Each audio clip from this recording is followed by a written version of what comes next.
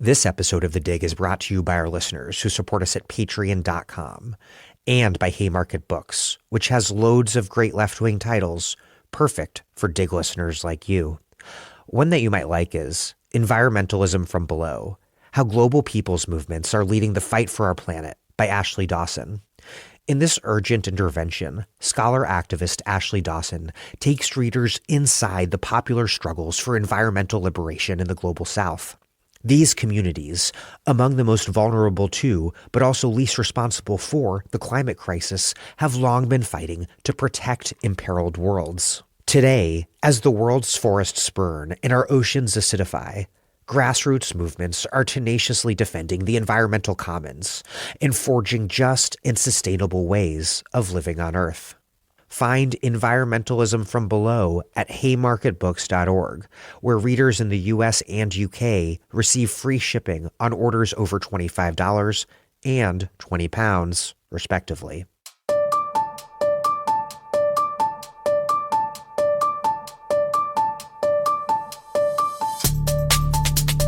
Welcome to The Dig, a podcast from Jacobin Magazine. My name is Daniel Denver, and I'm broadcasting from Providence, Rhode Island.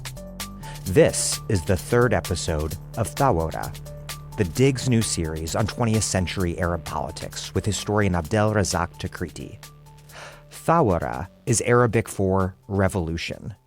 It's a word that contains historical multitudes, diverse political radicalisms and revolts that have swept across Arab lands over the last century. Today's episode with Abdelrazak, Abid for short, is about the post-colonial Arab state system that had emerged in the Middle East by the mid-20th century. Once again, a huge asterisk next to post-colonial because, obviously, Palestine was shattered by Zionist settler colonialism in 1948. Britain continued to exercise enormous imperial power across the Arabian Peninsula, up through Egypt and over to Jordan and Iraq. And all the while, American imperial power began to expand across Arab lands, beginning with Saudi Arabia. In short, in this episode, Abid and I go country by country, often deep into the 19th century, or even earlier. And the reason we're doing that is so that you all have a clear map of the region in your head when, in the next episode, we turn to the 1950s and to the real focus of this series.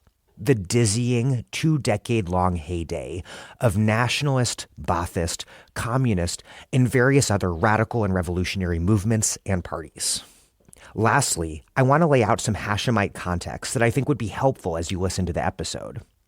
We keep touching upon Hussein bin Ali, the Sharif of Mecca, who, in exchange for British promises that he would become king of a pan-Arab kingdom, led the Arab revolt against the Ottomans during World War I. The Sharif was, of course, sold out by the British, who put Arab Ottoman lands under the colonial rule of the Mandate system, while Palestine was handed over to Zionist settler colonialism. Hussein bin Ali was even ousted from the Hijaz, his kingdom in the eastern Arabian Peninsula, when the British, in yet another act of betrayal, allowed the expanding Saudi state to conquer it. The British did give his sons their own kingdoms. Abdullah became the Hashemite emir of Transjordan, later the king of Jordan. Meanwhile, Faisal was ousted by the French in 1920 after less than a year as monarch of the Arab kingdom of Syria. After that, the British created for him a new throne in Iraq. Oh, and I'll also say that, overall, Syria gets rather short shrift in this episode compared to the deep dives on pretty much every other country in the region. Do not worry, we will be talking about Syrian history a lot, and we'll return to Syria big time in upcoming episodes when we talk about the Ba'ath Party's early rise to power there. Before we get the podcast started, this series with Abid is creating something that simply does not exist in the English language. A comprehensive overview of 20th century Arab politics, with a particular focus on the Arab radicalisms that exploded across the region in the 1950s and 60s.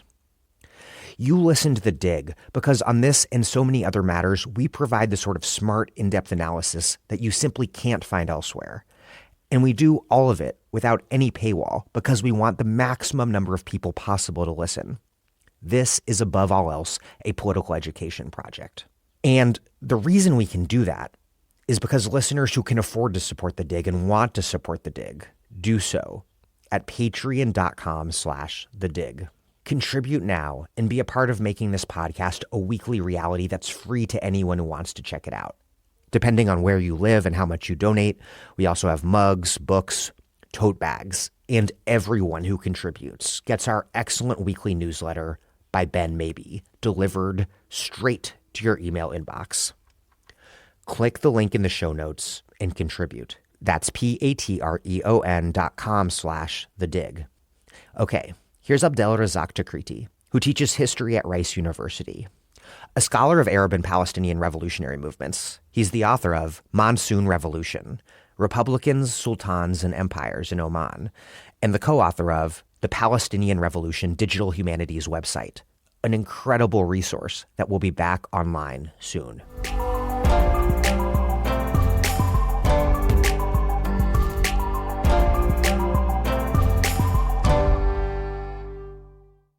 We should close out that story you were telling and talk about what sort of Arab states emerged across the region in the wake of formal colonial rule as the mandatory British and French ceded power, or at least the appearance of power, to post-colonial regime. Again, a huge asterisk next to the post there. But what sort of regimes were these that emerged? These republics in formerly French, Syrian, Lebanon, monarchies in formerly British-ruled Iraq, Jordan, Egypt, and then also the monarchies of the Arabian Peninsula and British-influenced and controlled Saudi Arabia, Oman, Kuwait, the Trucial States. Also, there's Bahrain, Qatar, South Yemen, which remained under direct British rule into the late 60s, early 70s. Palestine, of course, was mostly seized by Western-backed Zionist settler colonialists in 1948. I know this is a huge question, but lay out the regional landscape of states and regimes, the geopolitical order, as it stood in the wake of the Mandate period and the Nakba. Of course, we've alluded to the fact that throughout the Mandate years, there had been serious contestation and open revolts against the Mandate system. We've seen revolts taking place in Iraq, in Syria, and in Palestine. The colonial powers had to adjust their policy to some extent, but their preferred method was to always give greater space for local powers that were going to work with them and that they saw as being more in alignment with their agenda. Now, that leads to eventually a situation where by the time we get to the Second World War, the whole regional map was going to change. It was clear. And the colonial powers had to adjust to the post-Second World War realities. But their preferred choice in every zone was not to work with the radical wings that have challenged them, but to work with figures that may have opposed their presence, but were willing to work with them. The emphasis was on the post-war calculations. That meant an attempt to perpetuate colonialism without direct colonialism. So it's what people would call in the theoretical literature, referring to Kwame Nkrumah's term, it's neocolonialism, essentially. They were preparing a neocolonialist agenda. Syria and Lebanon gained independence. That's where the neocolonialism was weakest in a way, because they gained independence in a way that was almost forced upon the French. The French were an occupied nation during the war. They came out of the war being the weakest of the great powers in a way when it came to deciding on colonial questions. And the British had to force through processes even during the war itself that eventually facilitated for their exit from Syria and Lebanon. That does not mean that they had zero influence in those states. Certainly in Lebanon, they continued to have influence because of historic connections with certain communities that they had a strong connection with. But in Syria, for example, they lost a lot of influence. And France no longer could intervene in Syrian politics in a meaningful way after it was forced out. However, the newly established Syrian government had to work with the West, quote unquote, and certainly with the British initially. Now, the internal balance in Syria was very complicated, and we'll get to that story later on. Eventually, the initial policy of working with the British gets overthrown. The Americans initiate a coup there. The 1948 war in Palestine, the Nakba, changes everything. We can talk about that later on. That's for another episode. Nakba is followed by many, many coups in Syria. Absolutely. It becomes like almost a permanent feature of Syrian political life. Now, in the case of Jordan, we have a situation where you have a stable formula because a monarchy is established that has a direct dependency on the empire. That direct dependency is financial, but it's also military, and that has serious implications. The army in Jordan, which was key to the formation of the state and key to the formation of national identity even in that country. And there is a big literature. There's a book called Colonial Effects by Zef Mas'ad that talks about this. Okay, the military is so important, but the military is led by the British. Now, the military in Jordan also is implicated in Palestinian politics, and so is the Jordanian monarchy.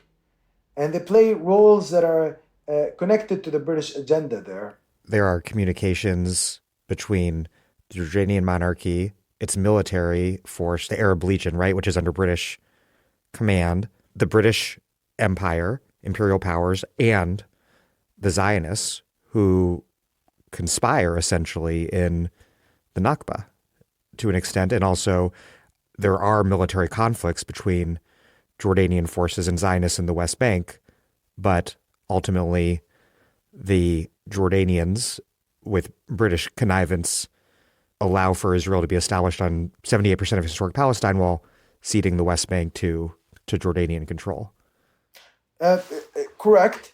Here, though, I want us to understand the logic here, because sometimes, again, I warn against just purely conspiratorial thinking way of looking at it. We have to understand it structurally, and we have to understand the ideology underlying this. Because there is an ideology, actually, of collaboration with imperialism. And this is something that you see actually increasingly in the historical memoirs that are coming from Jordanian officials and from other ruling families and people connected to them that have worked with the British and later on the Americans, of course. So the Arab right often talks about this. They see themselves as realists. Okay? They will tell you, look, the world is run by imperial powers. You want to get as beneficial a treatment possible for these emerging nations. And it's not advisable to clash with the powerful when you're so weak, you're still nascent, your states are not formed. You can benefit from them. You'll get like aid if you're in their orbit. You'll get support. And you won't lose as much territory as you would if you clash with them. That was essentially Abdullah I's philosophy, and it was also the philosophy of others that exist to this day, by the way. All the political forces that work with the Americans in the region, they're not necessarily just purely traitors. And I know this is a difficult conversation to have, because for anybody who's radical, or for anybody who is actually genuinely anti-colonialist, this philosophy runs against every principle that they believe in, and that myself included, okay? But as a historian, it's important to also clarify it and for us to fully understand it, and not to simply think that it's some casual decision on the part of somebody because they're a traitor or because they're a collaborator by nature. Collaboration happens as a result of structural factors, class factors, but also ideological factors. So this is essentially the conservative ideology that was prevailing at the time. And in the case of Jordan, which is an extremely sparsely populated country before the Nakba, if they can get that chunk of historic Palestine and add it to their country, then that's the best they can do. That's the strategic calculus on the king's part. So the King Abdullah I, who was previously Emir Abdullah, he initially, his ambition was the whole of Syria. He had departed from the Hijaz at a moment when it was clear that his brother Faisal had been ousted, and his project was to expand into Syria. That's why in the early moments, Jordan became, when he first took over the emirate in the early 1920s, he started cultivating relationships with all the leaders of the Syrian independence movement. And by the way, during the Syrian Great Revolt, he gave protection and refuge to a lot of the leaders of the revolt, who sought refuge in his emirate at the time. And that's because he thought that he would be able to establish a strong national coalition under him, and he could then use to establish an Arab kingdom under his, of course, rule across the entirety of Syria. That was the ambition. Now, his problem was that the British were not going to back him enough to do that against their ally France. This is about great power politics, not about the British wanting to back their client. He had proven to the British that he would be a good client, and his philosophy was that you had to work with the British, again, because that brings you, whatever limited material leverage you need to be able to establish central power. The British were a source of money. They gave him an annual subsidy, but also they were a source of arms and training, and they were his protection. Without them, he would not exist. So he understood that part very well, and that's the structural relationship that he had with them. It's similar to the relationship that other rulers of that sort had with the British, including his brother Faisal, although, of course, Faisal was ruling a country that was quickly developing oil resources. So it had other income, and it was a larger country, much richer agriculture, etc. But in the case of King Abdullah, his dependence was very high on the British. His ambitions were bigger than what that dependence could afford him. Now, the minute he starts realizing that he doesn't have a pathway to ruling Syria, and that becomes clear even after the French begin to weaken there, and in the context of the Second World War, because the national leaderships in Syria don't want it. By then you have all the major political figures in Syria that had fought against the French, whether in reformist ways or in more radical ways, were not largely in favor of a restoration of Hashemite monarchical rule there. Certainly not under Abdullah. So when it became clear that that option wasn't going to work, his best bet is Palestine. And that's basically southern Syria. Jordan and Palestine are historically southern Syria. So in Palestine, he already had a strong network that he'd been investing in from the 20s. Essentially, all the political figures that were against the Mufti, he had relations with them.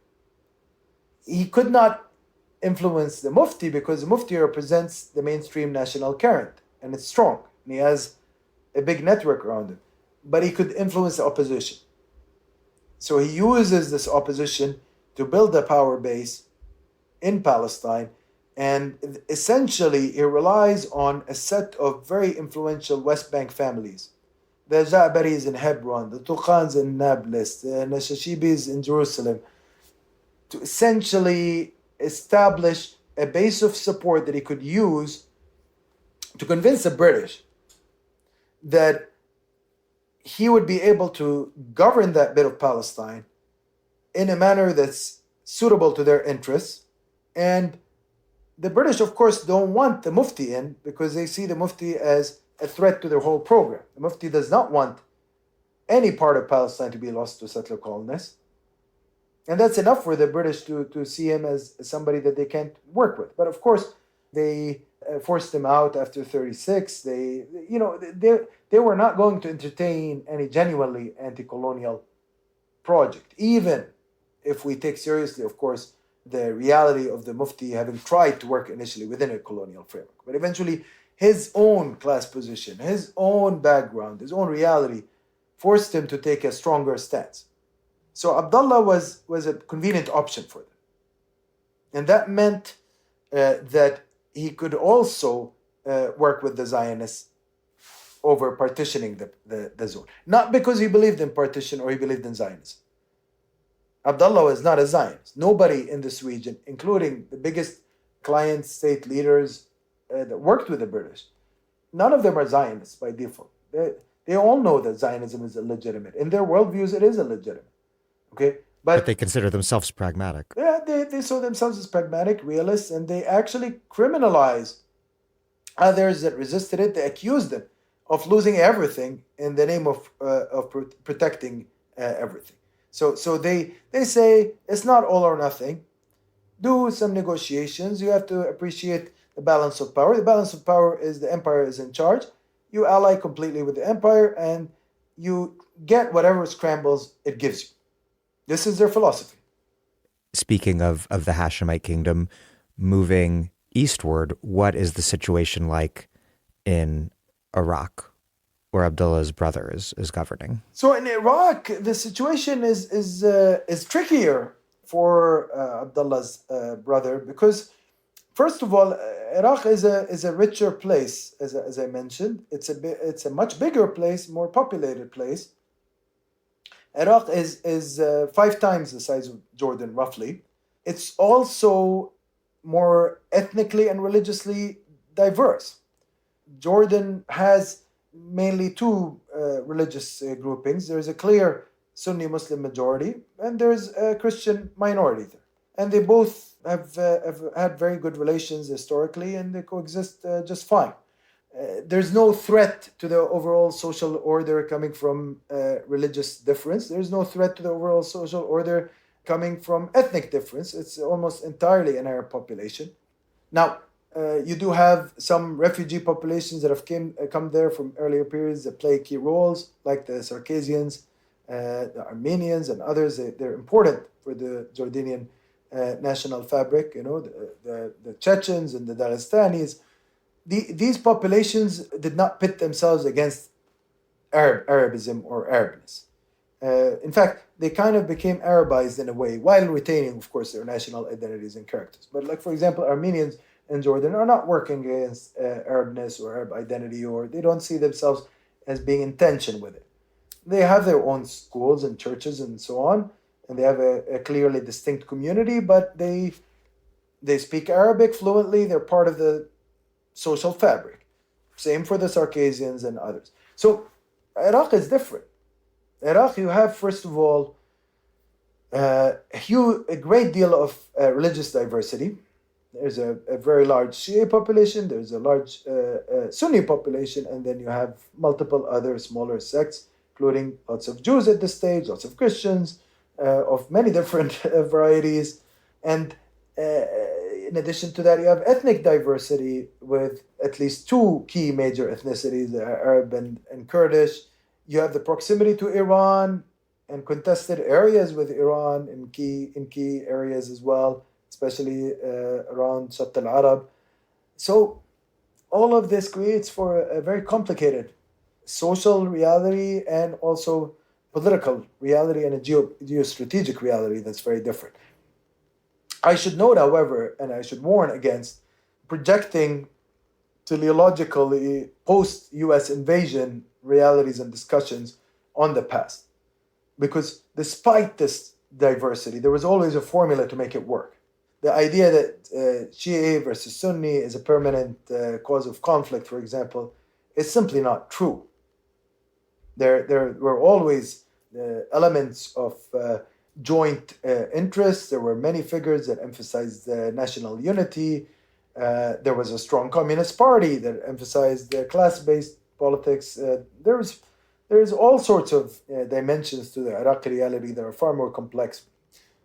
The big Kurdish clash with the state, we should note. First of all, there's a Kurdish clash with the British, of course, Empire, and they participate in their rebellion in Iraq in substantial ways, and they see themselves as being left out of the nation-state structure that was established by the British and the French in the context of the First World War. You know, they're victims of Sykes-Picot and all the processes that happened in the Paris Peace Conference and so on. The activation of Kurdish nationalism happens later. Its relationship with the Iraqi state is very complex and not always hostile.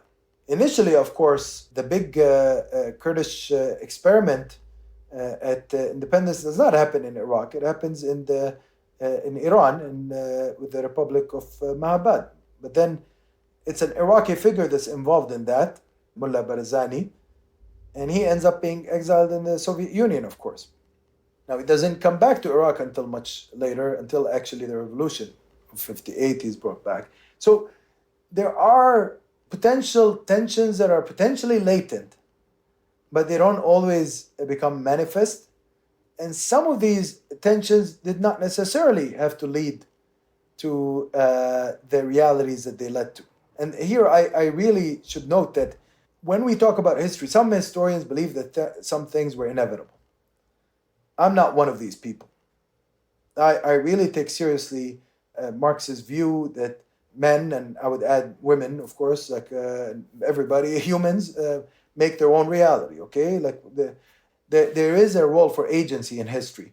But of course, there are structural realities out there that restrict that, and that's why we have to discuss the interplay between the structural and the voluntarist whenever we talk about any of these stories, including in Iraq.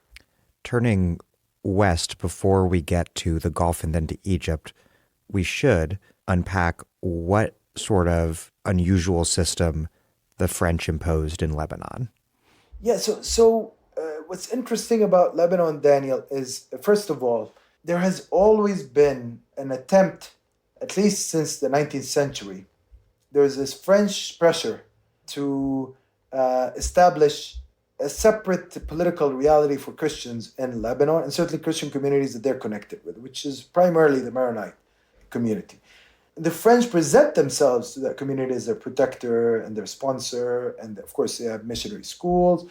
It is a Catholic community, so France has this relationship based on that. And of course, this goes back to colonial projects in the Ottoman Empire. They always relied on each colonial power claiming protection over a minority population within that. So the French, their way of intervening in Ottoman politics was to claim that they were protectors of the Catholics there, and certainly the Maronites. The British claimed to be protectors of Jews and Druze populations, and whatever small Protestant minorities they were able to establish in the empire. Russians, of course, claimed a special relationship to Orthodox Christian communities. So this goes into the question of the politics of minorities and how they intersect with colonial projects in the region. And we've seen that, of course, there was a serious anti-colonial current that was very much led by people who belonged to minorities. So we should not ever accept this idea just because the colonial power claimed that it was representing minorities, that all minorities just followed suit. However, those sort of relationships created a situation whereby a country like France could exert special influence in certain areas.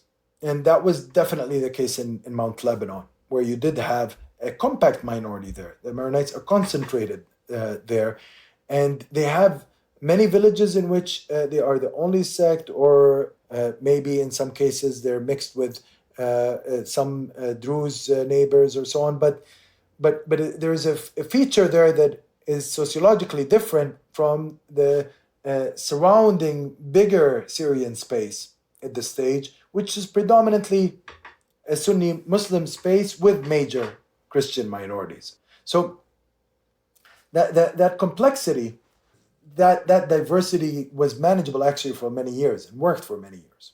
So when we look at Lebanon, French have a certain vision for it that runs against this whole system. They want to essentially separate the Christian minority there from the rest of the territory, and it's the place where you have the closest thing to a Christian plurality anywhere, in terms of in demographic terms, in that part of the world. So you could potentially, if you're a colonial administrator, dream of establishing a Christian state there, for example. And you could potentially encourage local thinking along these lines. That such thinking would be implausible and would not work in, let's say, Palestine or in Damascus or in uh, Jordan. These are areas where you do have many Christians, but they're integrated into a broader social fabric. But in Lebanon, you could convince people of such a project. That style of thought eventually leads to the reality that we saw there. Of course, there's civil wars that influence this. There's the history of the Mutasarrifiyya. There's many different. Sectarianism is created. It's not primordial. But my point is, by the time we get to the mandate period, they run into the reality that a project of establishing a Christian state, solely Christian state, is impossible because there are other groups living in that space. But what they could do is try to establish a Christian dominated state through placating some of the other groups and creating some formula that allows for everybody to somehow have a seat at the table, except communities that did not have the class position to be able to. And here, the intersection between sect, and class is important.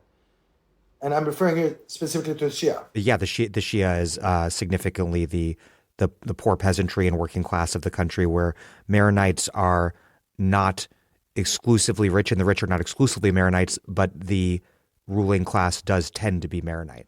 So the ruling class historically was not Maronite. I should note this. Until the 19th century, Maronites were mostly poor peasants. What happens is Muhammad Ali's campaign in Lebanon and his entry to the entirety of Syria changes many local dynamics.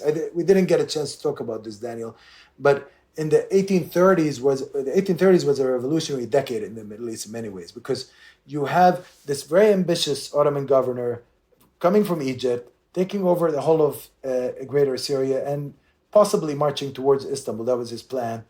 Okay, but in the meantime, he's doing major local changes, political changes. And he's undermining the old ruling elite in these areas so that he could remove Ottoman influence and strengthen his own influence. In the case of Mount Lebanon, the Maronite peasantry starts rebelling against the old Ottoman landlords, many of whom came from Druze backgrounds, not Maronite backgrounds, and who had fled Muhammad Ali's advance they sought refuge in the Ottoman capital until things get better. Now they come back, they find that their lands are taken and so on. That leads to a clash along with other factors like missionary education, like French encouragement. I mean, there's so many complex intricacies to the story. But essentially you have two civil wars that come out of this clash between initially Druze and Maronites. With time, however, you have the emergence of a Maronite bourgeoisie, you have the emergence of a Maronite finance class, even though historically the centers of finance and the centers of trade and centers of wealth were, of course, the cities. And the cities are predominantly Sunni Muslim with substantial Christian Orthodox backgrounds. So Christian Orthodox communities in Lebanon, for example, historically were wealthier than Maronite communities. But changes happen in the colonial period and in the Mutasarrifiyya period, sociological changes. And again, I'm not the best person to comment on this, but I know about it from established scholarship. Let's turn now to the Gulf, where there is a strong British colonial presence and a lot of monarchies. Yeah, Daniel, the Gulf is an area that was subjected to British colonialism very early on. And as I mentioned earlier, that colonialism started in 1798 in that part of the world, in the context of the Napoleonic Wars. So for a long time, it was managed from the British government in India.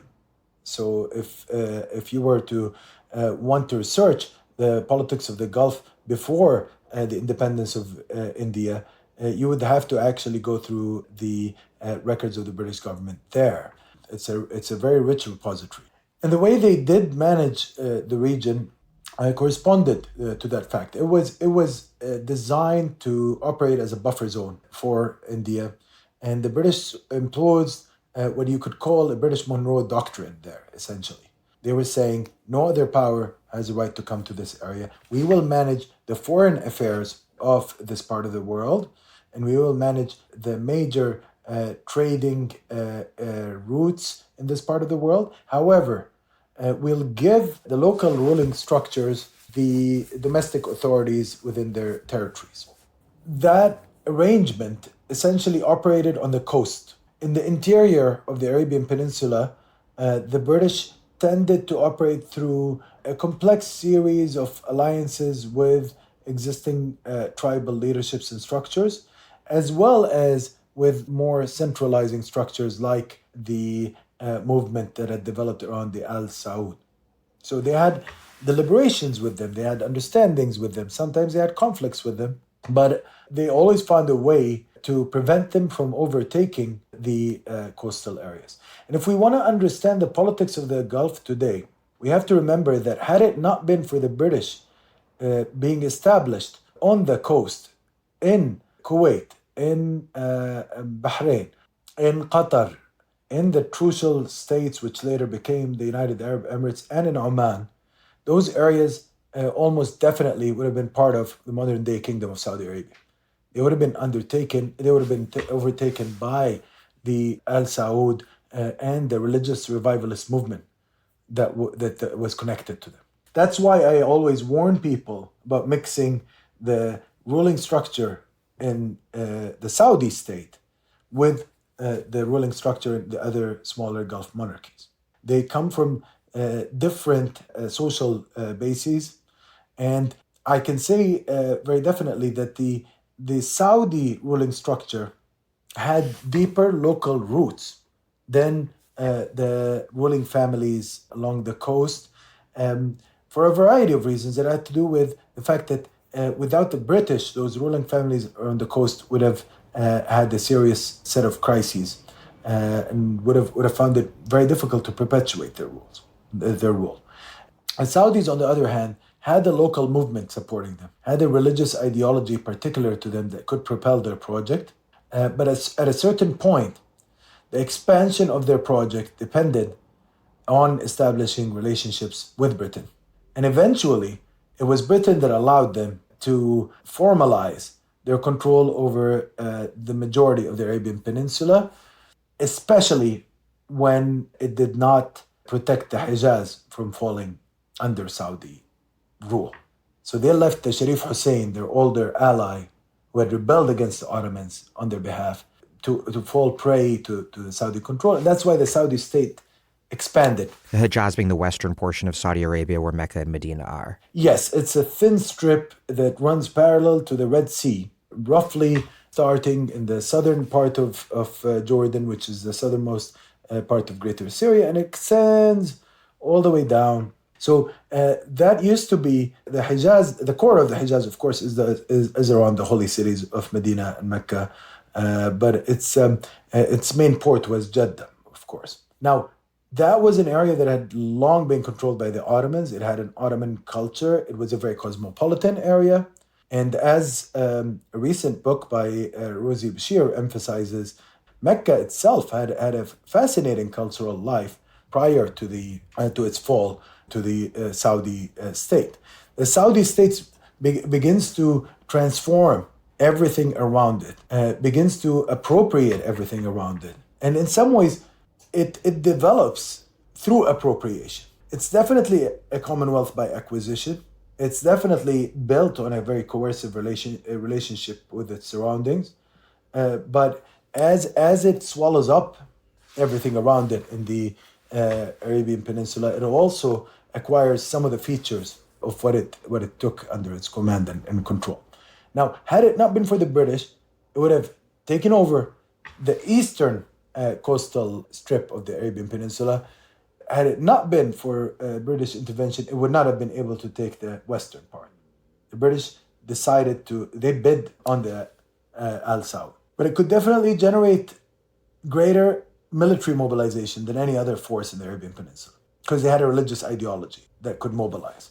So provide a brief snapshot then of the Gulf states and their ruling regimes in, say, 1949? So 1949 is a very easy year to understand the Gulf states and their ruling regimes, because pretty much what you have is you have the Al Sabah in Kuwait, they're under British control, but Kuwait is the first state to really benefit from major oil development amongst those states on the coast. I mean, Bahrain was the first to start production, but the amount of oil in Kuwait is so big that we see like a big jump in its economic status starting in that period. But really, by the 50s, it becomes clear that Kuwait is going to be at a different level of wealth altogether. So you had a major expansion in education and infrastructure and so on. And that produces a different set of political outlooks in Kuwait than in other parts of the Gulf. Kuwait and Bahrain, I should note, always had a very dynamic political life. And these were areas where education came relatively early in comparison with other Gulf states. These were areas that had very strong trading linkages that were historic, with both long distance trade with India, but also they had strong connections to the Ottoman Empire and to Iran. These were areas that had a wealthy merchant class even before the age of oil. So that wealthy merchant class facilitated the creation of civic structures in these areas. And that's why, as somebody who started studying the Gulf, one of the main things that I contributed to in that field, and that I'm just a small part of that, but it is a trend, is to actually emphasize that there was an intellectual life in that part of the world before. It wasn't just a wasteland. There was a social life. There was a cultural life. I really wanted to emphasize that in my early work. There was a vibrant political life. And in Kuwait, we saw that really intimately.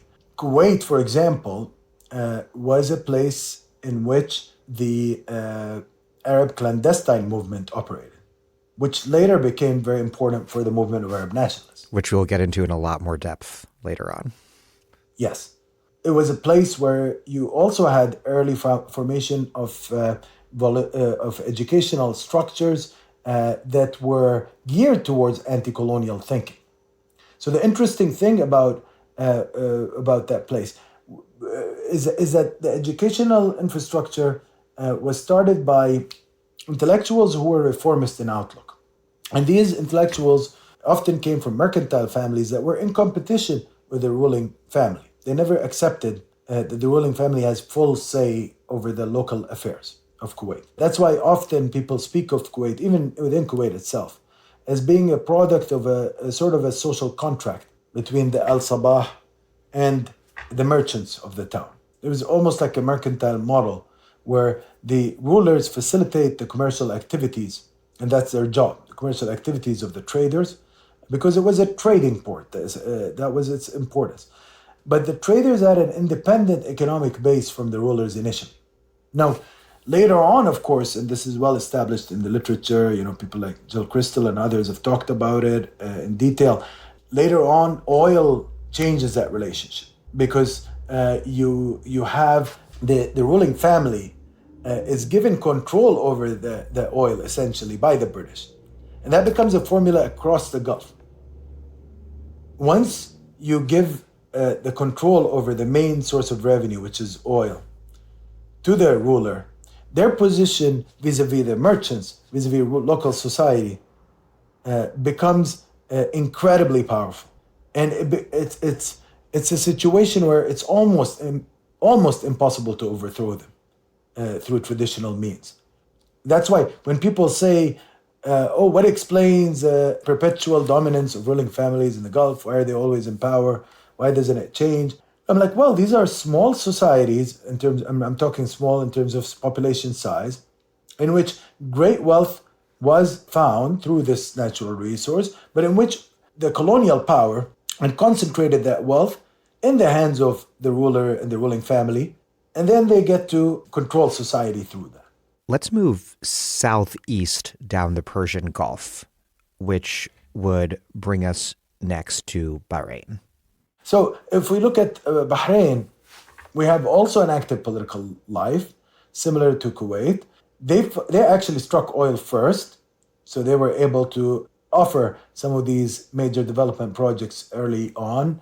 And they also had an active exposure to places like Iran and Iraq, an active exposure to places that had labor movements active within them.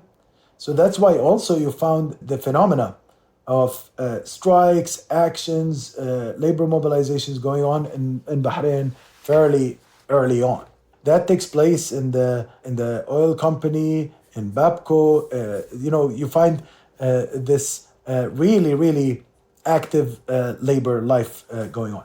Now, of course, in discussions today, most people emphasize Bahrain as a sectarian space. It's really hard to resist that kind of analysis in the contemporary times. Because there's a Sunni ruling family, a Sunni monarchy that has actively repressed a Shia majority whenever it's risen up to demand democratic rights. Demographically, the majority population in Bahrain happens to follow the Shia Islam, school of Islam, and the ruling family, as you correctly noted, happens to be Sunni. The ruling family came in the 18th century, like the Al Sabah. Many of these ruling families came as a result of 18th century dynamics. There was a pattern called the Utub migrations. They came from that tribal background. And as a result of factors internal to Najd, there was a push factor towards the coast that ended up producing a new political reality along the coast. There's always been a relationship between Najd, the interior of the Arabian Peninsula, and the coast. When there is a major sociological set of pressures inside Najd, you often had this outward movement towards the coast. Now, the main characteristic distinguishing the population of a place like Bahrain and the ruling family in the 18th century was that the population was settled and they were practicing agriculture. Whereas the ruling family could command a mobile martial unit, essentially. It was a fighting force that could extract, as a result, taxation. And that's very important to understand. Sometimes people overemphasize the sectarian dimension in that 18th century moment. And I should note, it was not untraditional or not uncommon to have families that either came from Bedouin backgrounds or were at the apex of a coalition that depended on a Bedouin fighting force and that could mobilize, therefore, armed raids and so on. It was not uncommon in the Arabian Peninsula, but also in parts of Iraq and the greater Syria, for them to have exploitative relationships with local peasantry. In the case of Bahrain, that local peasantry happened to be Shiite in terms of its faith. And the peasants are not fighters traditionally. They might be able to fight in local context. Whereas when you have these big conquests like that, they're too busy working the land, and so there was an exploitative relationship set up. It was a relationship of dominance, and that caused long-term tensions, of course, both of a class nature, but later on, and especially in the colonial period, the sectarian aspects sometimes got mobilized because the sectarian identities can become the modality in which these class relations are lived, perhaps. Well, or it becomes a way for colonialism to produce a new gaze, which is actually the latest research has documented that extensively. There's a fantastic book by Omar Shihabi on this that I really think people should read, and it is about actually specifically this question of colonial modernity in Bahrain and contestation around it. It's an excellent piece of radical scholarship by a radical Bahraini scholar, so I really recommend it. Now, sometimes people misunderstand the conversation when actually when scholars who are influenced by Marxist analysis emphasize the class and they warn against singularly talking about sect at the expense of class. So But I want to explain this very clearly here. It's undoubtable that the current regime in Bahrain has a really terrible sectarian policy to it. Okay, there's no question about it.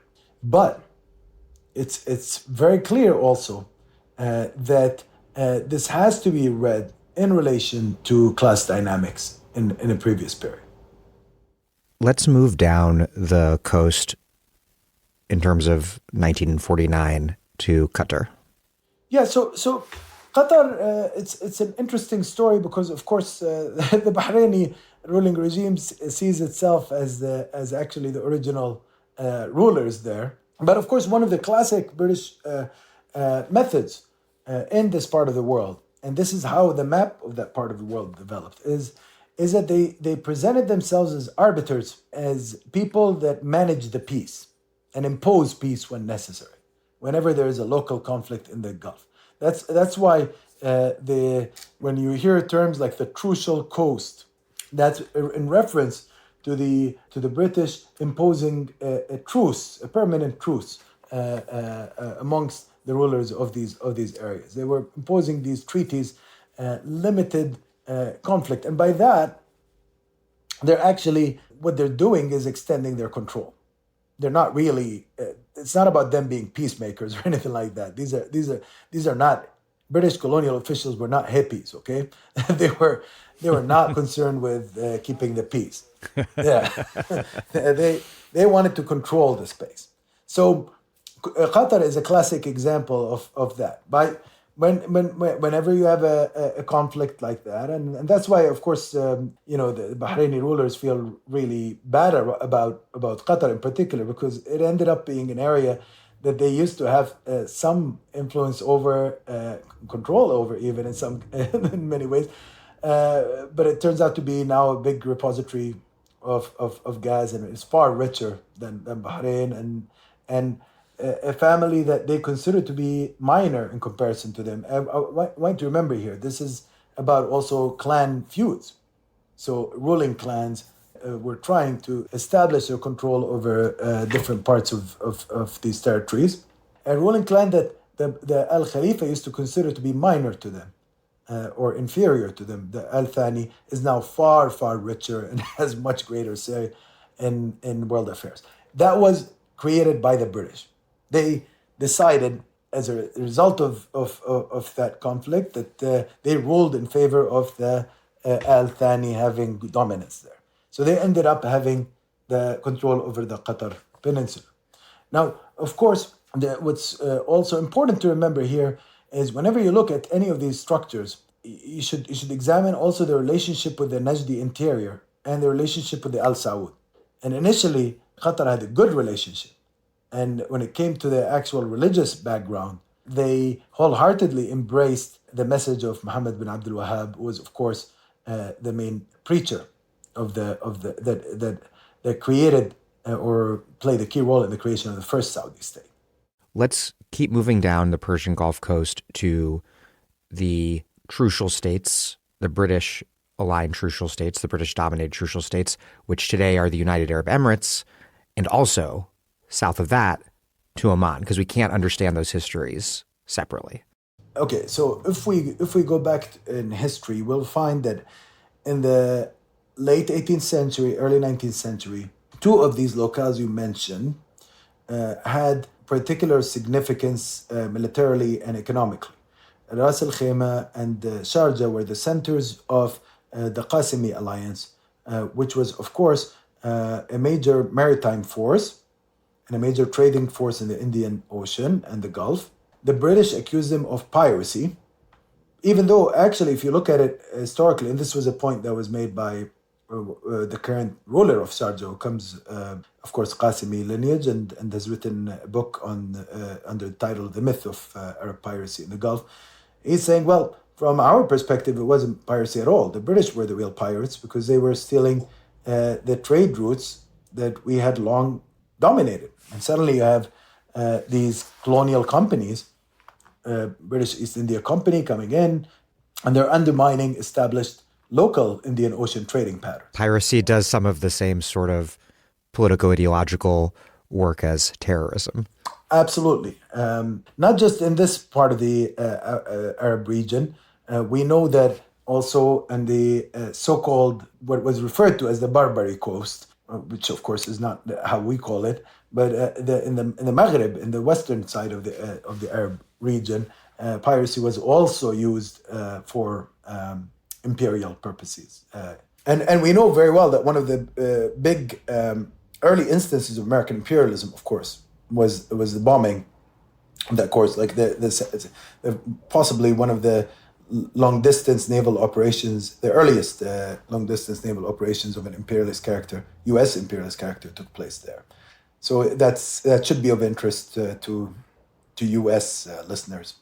You were laying out how Sharjah and Ras Al Khaimah, two of the emirates that are probably least known in the West today, were in the 18th century the most powerful and significant because of their naval power. How do these, what are today 7 emirates part of the UAE, how do they become the trucial states? Now, when you look at all of these states, their main connection was with Oman, actually. And in many ways, that's why it used to be called the Trucial Oman Coast. The center of power traditionally there was Muscat. So it's very important to understand that there's an intimate relationship between these crucial states, what is now the United Arab Emirates, used to be effectively within the zone of influence of Oman.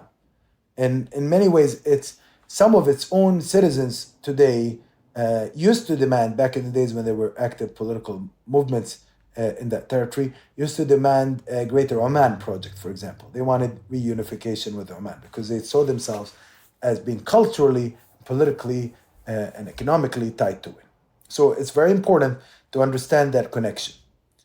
And the military force that the British end up raising to back up the Emirati regimes is the Trucial Oman Scouts. Correct. Again, like British themselves had recognized the name Oman in reference to that coast because it was seen as an extension of that. It's basically the southern part of the Arabian Peninsula and the southern part of the Gulf has its own dynamics, and Oman is the major center of these dynamics. They all revolved around Oman, which was, of course, a very important Indian Ocean empire for a long time, but especially after the Omanis had expelled the Portuguese in the 17th century from Muscat.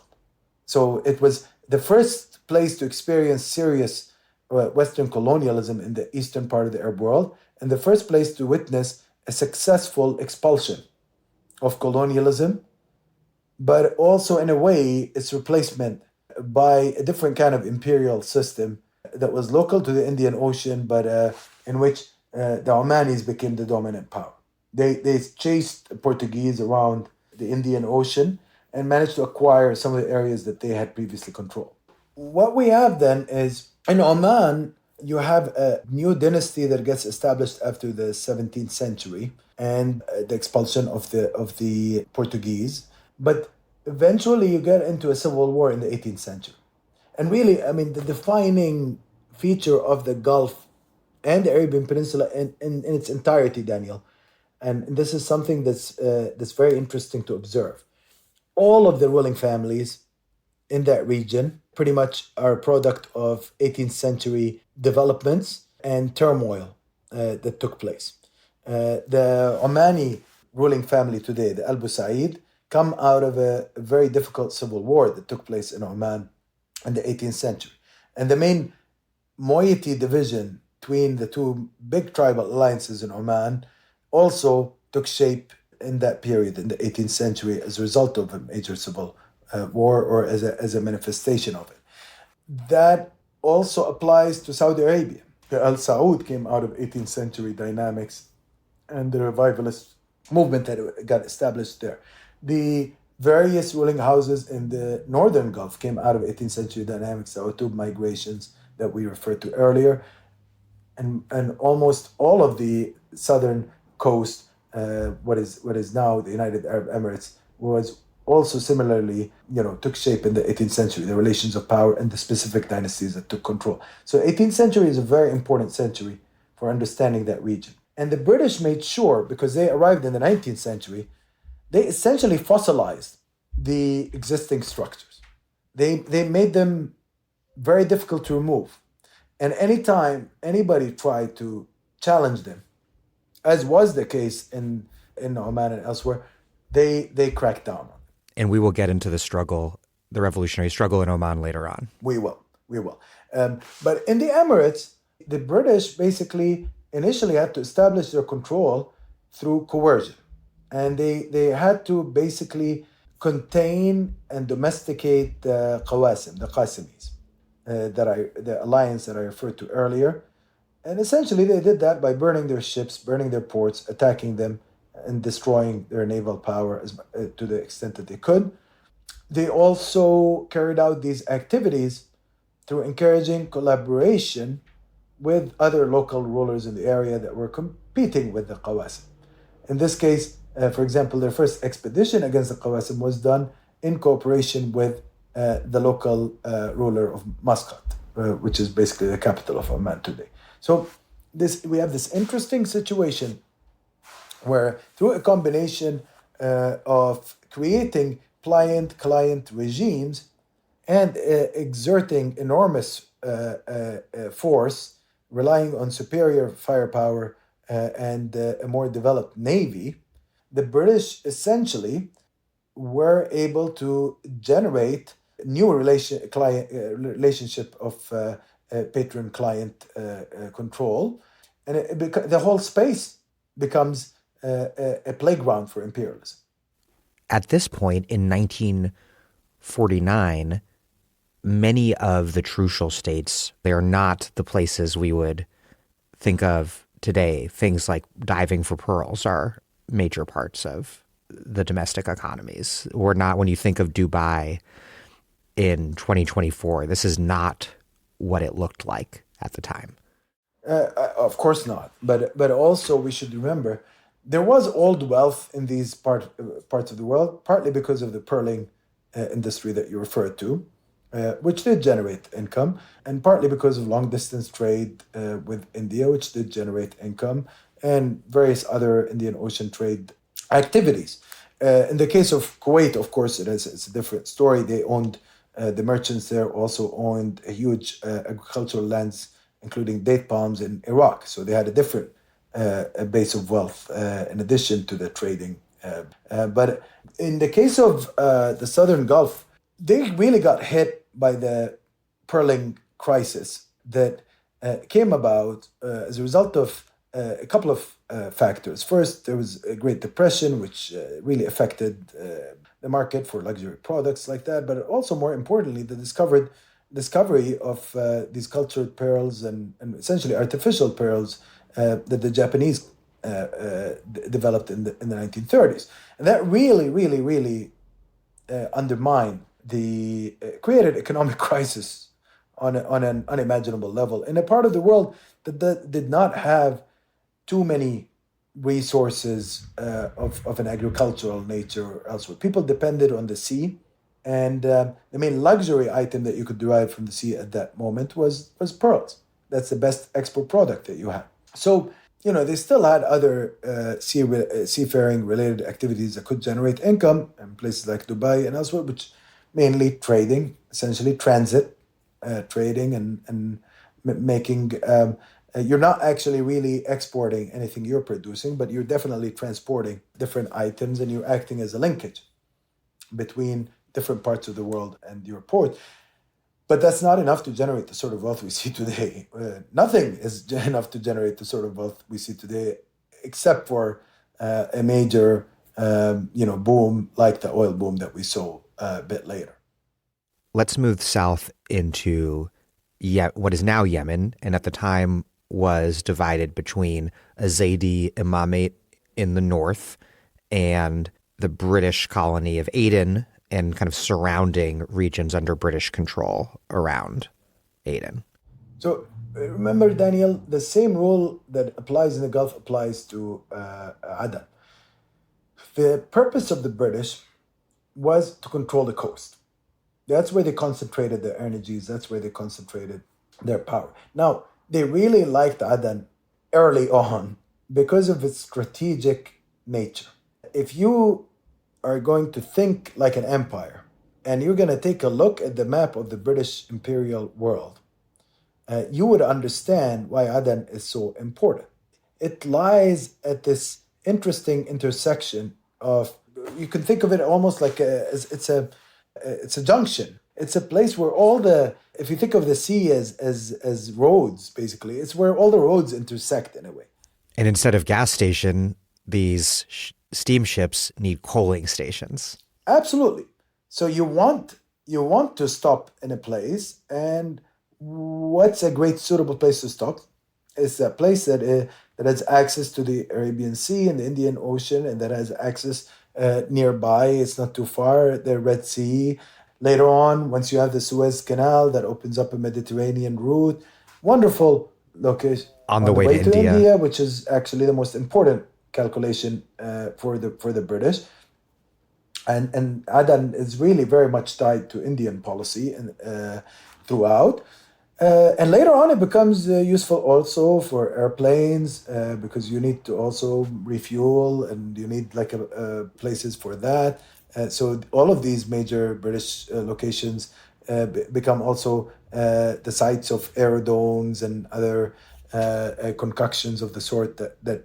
So it's really a major transportation hub. And as we know, transportation hubs operate for a variety of reasons and emerge for a variety of reasons, but usually access to certain waterways and the strategic location is the main factor.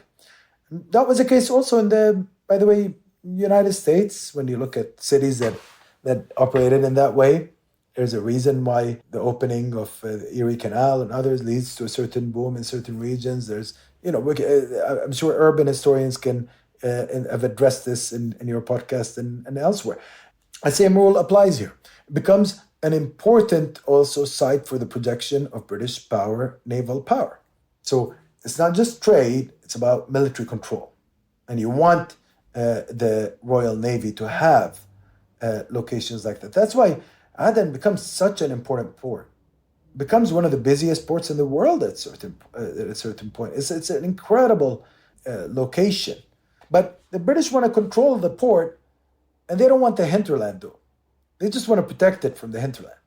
They're like, it would be too expensive, too costly to go in and dominate the hinterland, and there's nothing that you get in return.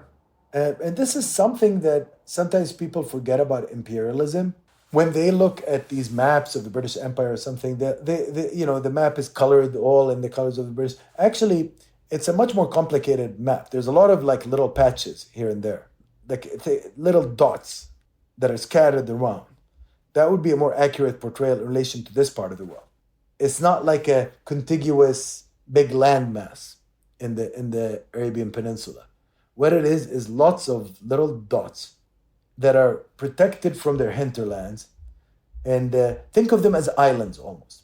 Like everything around them is a big sea, and then they're just like little islands. And actually, the British treat them as such because they visit them by ship. They don't do land convoys. They don't do armed movement of troops by land, mainly in that part of the world. It's the sea. Yeah, and Yemen is not easygoing terrain either, as Egypt finds out later on, which we'll also discuss a bit. It is not easygoing terrain. It is also a place that has its own strong and very highly developed old trading networks, old social relations.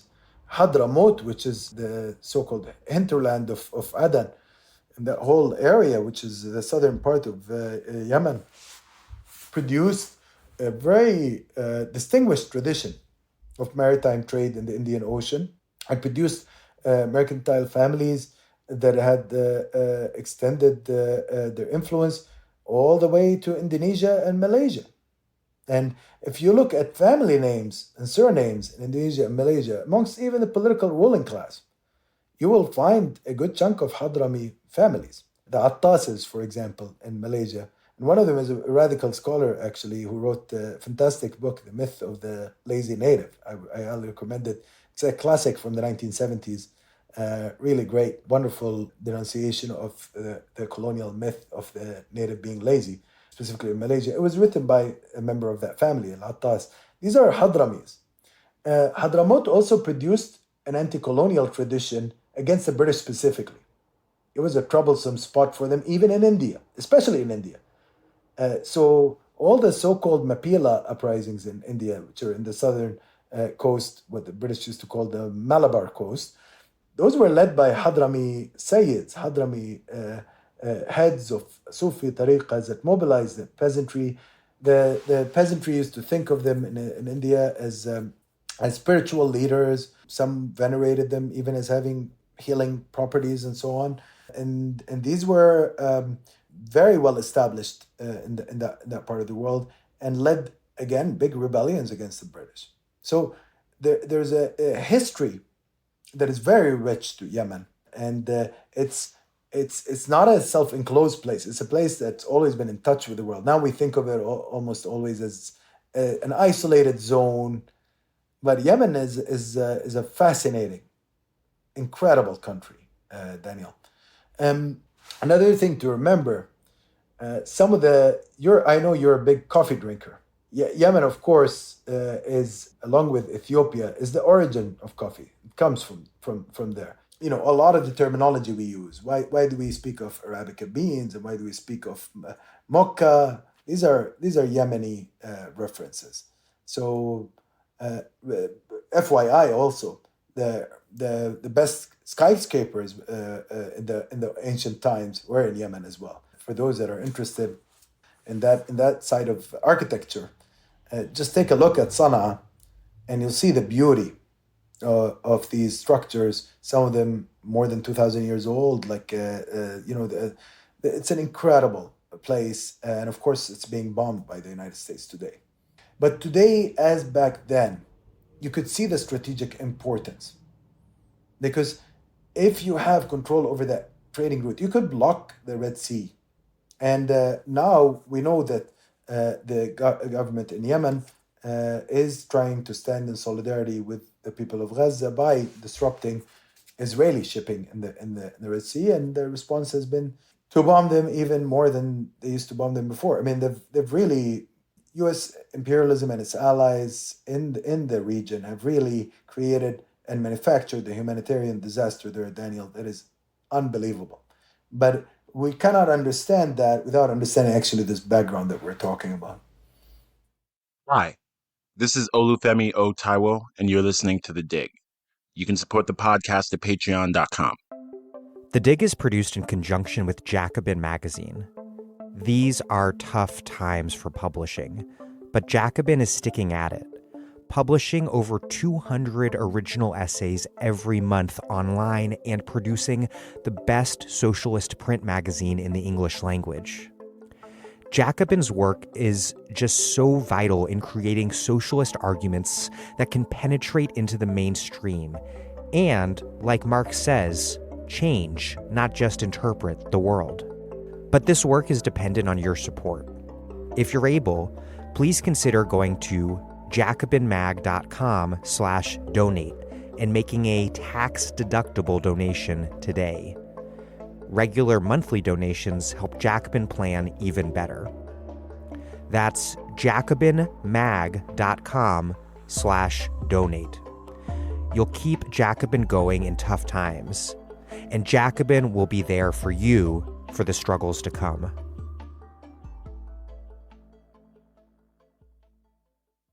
I want to talk about the mid-20th century Saudi state, but before we do that, we should talk about how the Saudi state was consolidated in the first place over this really long period of time, from the early 18th century through the early 20th century, all around a religious movement founded by Muhammad ibn Abd al-Wahhab.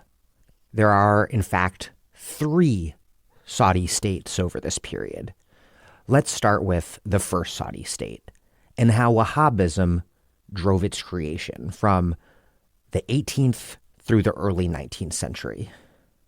The first was witnessed this enormous expansion from a small oasis town, Dir'iyah, to like large swaths of the Arabian Peninsula, including much of the eastern side of the peninsula and the western side. And this is when? This is starting from 1744, but really extending up to the late 18th century. Now, in the 19th century, the early 19th century, they take it a step too far by taking the Hijaz. And when they start taking the Hijaz, it's a religious revivalist movement, the Wahhabi movement. They don't call themselves Wahhabi, by the way, but when we use that term, it's in reference to the religious founder, Muhammad bin Abdul Wahhab. What they consider themselves to be is monotheists. So they would hate the term Wahhabi because it's a reference to an individual, and then that suggests that they're following an individual, not God, okay? And their basic theological position is all of these other Muslims have essentially become polytheist animists and are blaspheming against God. It's a simplification, but yes. Yeah. I mean, if you read Muhammad bin Abdul Wahhab's main text, which is the book of monotheism, that book essentially highlights the virtues of monotheism, the virtues of the oneness of God, but also then it goes into a long list of detailed expositions of different practices that they consider to be polytheist. So if you go to a grave and pray to the grave, that's polytheism. If you have even a big headstone, that's polytheism. If you're trying to get a blessing from a tree or from that's polytheism. If you're sacrificing a lamb to for a purpose other than God or to entity God, that's polytheism. So this was essentially, and again, there's a big debate on to what extent did Muhammad bin Abdul Wahhab really say that other Muslims are polytheists, and to what extent this was some followers overextending the ideology or so on. I actually do believe that he considered them to be polytheists, but I know there's a body of scholarship that tries to advocate for a more, let's say, moderate understanding of what Muhammad bin Wahhab was trying to do. But put that on the side. There's no question that the ideology that he propagated, which is closest to that of the Protestant Reformation in many ways. This is why I would also encourage people to question this whole Islamism approach when people talk about these things. I'm like, if you want to call Protestantism Christianism, then go ahead, because that's essentially what it is. It's saying these people have created, Catholicism has created mediating structures between people and God. It's put in a pope who's a human being in charge of things. We should all be able to worship and access the text directly. We should interpret them literally. And we should destroy icons. The iconoclastic movement, same thing with the Wahhabi movement. There are many parallels. And I'm not saying here that it was copying the Reformation, but I'm just noting that let's not pretend that this is some special phenomena to Islam. And let me be honest with you, some of the stuff I see here in the United States, I live in Texas, there are some Christian cults that are far more hardcore than the followers of Muhammad bin Abdul Wahhab when it comes to certain aspects of religious ideology. Yeah, you're not so far from Waco. Exactly. So when we're looking at that doctrine, also some people saw it as a modernizing doctrine because it has this almost materialism to it. It's a denunciation of the appeal to the supernatural and to the mysterious. So he actually talks a lot about this, Muhammad bin Abdul Wahhab. So it's austere in some ways. It's against the wealthy and the powerful. I wouldn't call it socialist by any means because there is no program for any redistribution of income or anything like that. And there is no, definitely, there's no analysis of ownership of the means of production or taking them over. But what you have is it's an ideology or a religious view that came from a poor region, really poor region, that had linkages to richer areas around it in an Ottoman period. So, he saw the ostentatious sites in the Ottoman capitals, people wearing these flowing robes, and that's why he dwelled a lot about it. The followers of Muhammad ibn Abdul Wahhab, they like to wear short dish dashes. They shouldn't touch the ground because that is arrogance, that is khayala, things like that. And so how does this religious movement, returning to our previous chronology, go from the first Saudi state, the second Saudi state, to the third Saudi state in this context of not only encroaching and then overwhelming European power, but for quite a long time, Ottoman power as well? Look, they start mobilizing through essentially creating a centralized system or a centralizing system that engaged religious ideology for military mobilization. So what would happen usually is you would have different groupings join the movement around Muhammad bin Abdul Wahhab and led by Al Saud, and then they go and raid the surrounding tribes, and basically any tribe they raid and attack, they demand that they pay the religious alms to the Saudis, which is called the zakah. But zakah here could be seen as almost, it's a tax essentially. So they effectively created a central taxation system under a different name. The zakah is also, in this case, a misnomer for spoils of war, because they would distribute part of this money to the groups that were fighting with them. So there was an incentive to join the movement rather than resist it. And you'd want to join a movement that's telling you, well, you know what, your religious practices were no good. Let me show you the light and the true pathway of God. And you might make some money on the side too. In a situation of resource scarcity, and then it becomes like a self-propelling situation, because the stronger the central ruler becomes, the more patronage they can exercise, but also the more fear they could project. So this becomes forces that belong to the Al Saud and the Abdul Wahhab, become widely feared across the Arabian Peninsula. Their legend, arrives before the arrival of their troops, and that scares people. And they're really smart because they give you an exit. You can always join them. So once you join them, things get better for you. And if you don't join them, things can go really poorly. Things can go really poorly, but also you have another option: pay them, and you'll be fine. With that kind of political, military, religious structure that's so dynamic and growth-oriented, how does this sort of political, military, religious juggernaut move from the first to the second to the third Saudi state? So the story is very simple, Daniel. They take it too far by taking Mecca and Medina and the holy places in the early 19th century. That causes a major disaster for the Ottomans. The Ottomans derived their prestige as an empire. Remember, this is the biggest Islamic empire in the world. Its claim to fame is that the Sultan is the custodian of the two holy harams and the custodian of the third haram in Jerusalem as well. So he controlled all the harams of Islam, all the major religious sites that people do pilgrimage to. That's a big, prestigious thing to have.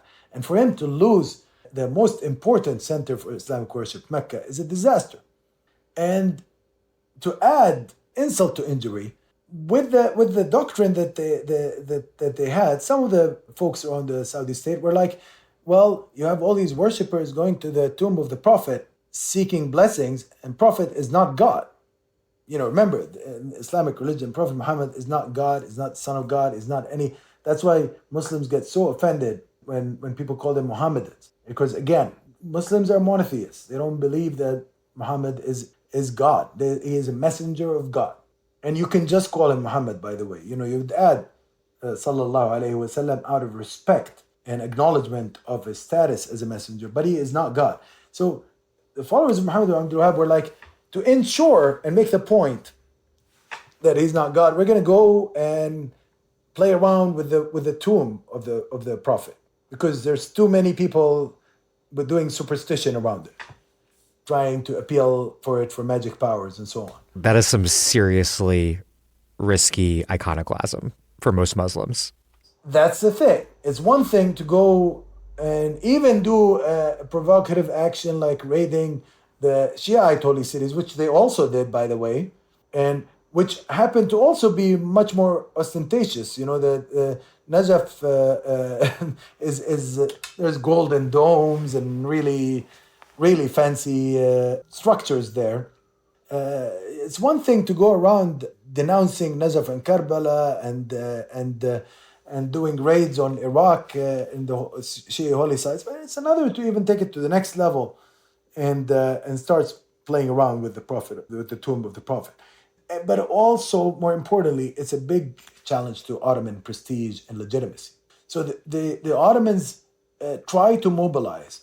Um, Initially, they were really on the defensive. I mean, the Wali of Damascus was freaking out. You know, the Wahhabi movement could extend all the way up to Damascus. They had the whole, anywhere that had open desert expanse access to it could be vulnerable to attacks from them. And of course, the Ottoman walis of Basra and Baghdad were freaking out about them too. And they didn't know what to do. They couldn't mobilize enough against them. The one person that could and did was Muhammad Ali in Egypt. And of course, he had created the world's fourth largest army around that time. We can talk about him later, or maybe we'll not talk about him because it's its own story and it opens a new door. And there's an Egyptian super state. They've colonized Sudan. Yes, he is behind that. And again, I do want us to be very cognizant of the fact that these centralizing projects always have some oppressive dimension to them, of the sort that you mentioned, the sort that you mentioned as an example. But what's really important here is to note that he comes in with this military unit and essentially carries out the first big operation against the Saudi First State. It's the only operation that defeats them. Nothing was stopping them. It required a massive army, an army of conscripts, essentially, from Egypt to go and fight. And it was equipped with modern equipment relative to the region, and it was a big military operation. So that destroys the Saudi state. He goes and chases them all the way to the interior Najd. But he can't stay for too long. You know, Ibrahim Pasha, his son who manages these affairs, and his various generals, they understood that this is rough terrain, it's very expensive. Their campaign proved to be unpopular outside the Hijaz. You know, everybody in the Hijaz were like, okay, this is really great. The Saudis and the followers of Muhammad Abdul Wahab are out. But guess what? Once you get into Najd, which is where these troops of the Egyptian campaign ended up venturing, you're competing with local food sources, with the local inhabitants over food, over water. You might be treating them badly. You know, they'll start associating their state under the Saudis with greater freedom than being subject to these soldiers that came from far away. So you had a revival, and a second Saudi state emerged after the withdrawal of that campaign for internal reasons and various emergence of different alliances in the region. It goes on the defensive, and it declines again, and in fact, it ends up producing a state of exile essentially, and that's why you find that the current founder of the third state was dead now, but the founder of the third state, King Abdulaziz, started his political career in exile. He was exiled in Kuwait. Kuwaitis always remind Saudis of that fact, you know, and of course, maybe they regret the fact that they gave him exile because he became eventually a headache for them. Like after he was able to find his ground again. Yeah, they may maybe regret not taking advantage of their brief moment of possessing the upper hand. Right. You know, he was quite an astute and very effective leader in this region, but he also basically depended on managing different imperial powers and imperial conflicts and using them to his advantage. And this is, and again, this is an interesting situation where somebody who's on the surface sounds like he is propagating a powerful local message of revival rooted in Islam, which is the local religion, and so on. So you'd think it's an anti-colonial dimension, but actually it's quite the opposite. It's all about working with imperialism to achieve the greatest dynastic advantage possible. This is the methodology, essentially. And initially, he establishes a very good set of relations with the British, and he uses them very effectively. They need him for a while because they want to undermine Ottoman allies or the allies of the Ottomans. So you have these families that are allied with the Ottoman Empire, these tribal coalitions that the Ottomans sponsor, including the Al Rashid, who were the heads of Shammar. That's a whole story in its own right. In how the use of local clans and their connections with different imperial powers. But the way the British deal with this is they bet on different horses for different races. And in this race, they bet on the Al Saud. And they're like, okay, they start supporting him. And then they need him to contain the movement that propelled him. Because, this is a religious revivalist movement that can have its own internal logic to it, Daniel. What's interesting about Abdulaziz is that he wants to rein them in when he needs to. So the British actually give him modern weaponry and armored vehicles to be able to suppress the first real big challenge against him that's internal. He suffers from dissension from his own ranks who want to continue the religious call and the spread of it. You have a big clash. It's called the Battle of the Sbila. It's basically Abdulaziz cracking down on his own troops. Faisal al-Dawish, who was like a major icon in the Wahhabi movement and a real strong man, essentially gets destroyed alongside his followers through the use of British weaponry.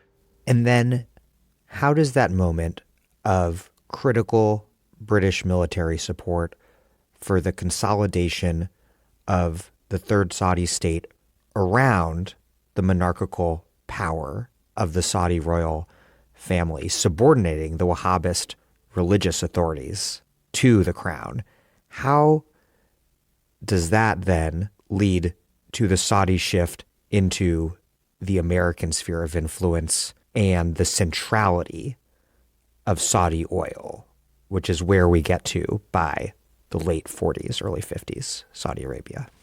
Again, let's go back to 1926 and the beginnings of a rift inside the Saudi internal project. The rift expresses itself in people wanting to expand further. The British are putting limits. They're telling Abdulaziz, stop your followers, the Ikhwan, that's what they used to refer to themselves, from attacking Iraq and Transjordan and these areas that are now under our control. We've allowed you to take over a good chunk of the Arabian Peninsula, but there are limits. Now, it builds up, and then we get to this battle, Sbila, in 1929. So by 1929, we have this situation of total victory on the part of Abdulaziz over his internal opponents. This Faisal al-Dawish, who basically was from a very powerful clan, the Mtair clan, who were long-term allies with the Abdulaziz and helped him win his battles. He needs to diversify his relationships, though, because he's worried now that he's overly dependent on the British and that he'll become just another client treated like the other rulers under their command. And this is a shrewd character, Abdulaziz. He looks around at the map and he's like, okay, there is a better emerging empire that I could strike a deal with. And you know what? That empire is also looking around the map, and it needs to develop partnerships around oil. And it wants a foothold in this part of the world. So this becomes, in a way, the fanciest marriage of convenience in modern history, potentially. It's two parties that have very little in common. There's been that had no relationship before whatsoever, but both establish a very long-standing partnership that will now enter almost its centennial very soon. It's a long-standing alliance. It's very important for the United States, and it's certainly of great importance for the Saudi state.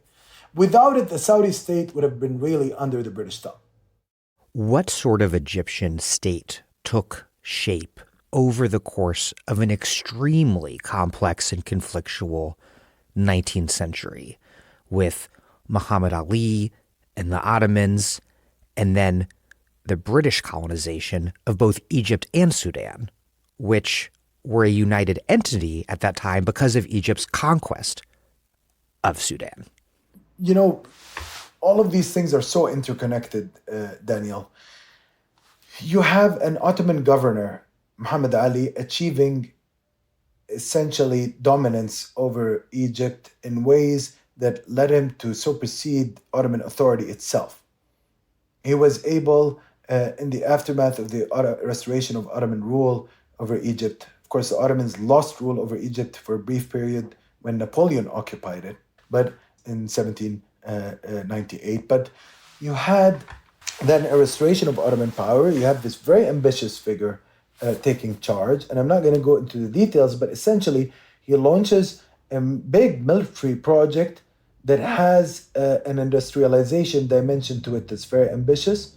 And then that leads to a multiple set of modernization projects that take place, including in the realms of publishing, in the realms of education, and so on and so forth.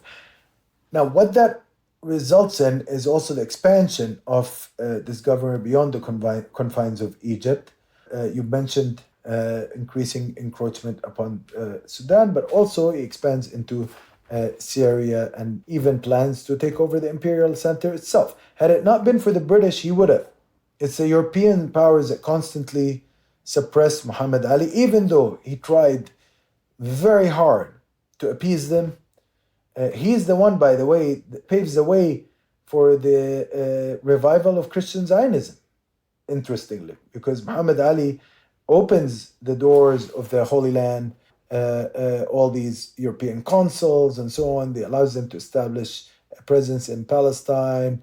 It's under him that we get increasing engagements with Europe in that part of the world, and which produces, by the way, this biblical inspired Holy Land mania, what scholars refer to as Holy Land mania in this period, that gets lampooned by people like Mark Twain in his book Innocents Abroad. Those kind of trends that we have emerging in this period start with Muhammad Ali. Muhammad Ali is forced to retreat out of Greater Syria, is forced to retreat back into Egypt as a result of a joint Anglo-Ottoman operation. The outcome of that is that the English start deindustrializing Egypt essentially through indirect means. They make his project smaller. They put caps on how many troops it could have.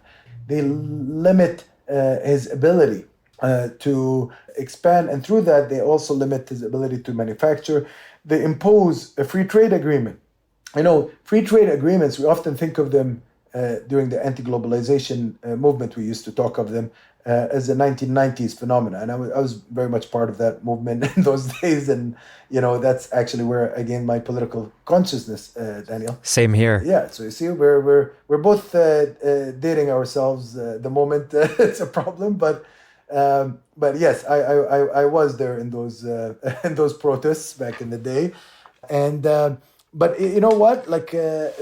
The same phenomena that existed in the 19th century. In fact, it started then. And these British rulers were imposing it all over the world, these colonial authorities, including in Egypt and in the Ottoman Empire. Now, increasingly, Egypt had to borrow enormous amounts of sums because under the successors of Muhammad Ali, they wanted to keep the kind of modernization project going. They were doing all these public works. They were doing all these, and they were getting like debt. They were financing it with debt. But unlike the time when they were operating under their dad, their father founder of their dynasty, Muhammad Ali, used to have an industrial base and had a different kind of accounting method. In their case, they were borrowing too much, and they didn't have a mechanism for paying back. Of course, they had expanded cotton production, and you did have Egypt became a major cotton producer. It benefited from the decline of American cotton sales as a result of the American Civil War, of course. But then it goes into a serious economic crisis by the time it hits the 1870s. Eventually, the economic difficulties that Egypt goes into leads to problems with creditors. It leads to a military crisis in Egypt where the local Arab military tries to save the nation in a way, or save the country through doing an action that sometimes people see as a nationalist action, others interpret it in a different way, under Urabi, who becomes a nationalist icon for Egyptians. He's an Egyptian officer who kind of stands up to the European interests in that stage. The British, under the guise of combating him and combating and protecting European interests, they go in and occupy Egypt directly. So in 1882, you have essentially the British occupying Egypt violently to supposedly restore the authority of Muhammad Ali's sons, the Khedewis, which means the viceroys, and to destroy basically the nationalist uprising that happened against it. Now, how to read that revolt, Urabi revolt, and the British reaction to it is a very complicated process. There is actually a good book on it. One Cole wrote it quite a while back in the 90s, and I recommend it. But we don't have the time to dwell on it too much. But what we do have time for is to say that since that time onwards, Egypt was in a situation where it had to grapple with British control, and all of Egyptian politics dwelled around this question of what is to be done with the British and what is to be done with the ruling family, which the British had in a way intervened to protect, but by entering into the space, they also ensured full domination over that family, or a great deal of domination over that family. And a lot of Egyptian politics was operating in a way that was trying to navigate that terrain between these different power centers. Some Egyptian nationalists started saying, well, we'll try to promote the royal family as an example of local independence, and we'll try to coalesce around it because it still has official legitimacy. So the more power we give it, the less power the British have. Others, were opposed to both the British and the royal family in a way, or tried to keep a distance from both. In any case, and you had, of course, a current that was appealing to the Ottoman Empire, which was officially the official sovereignty in Egypt lay with the Ottomans. So you had a whole current that also gravitated towards that.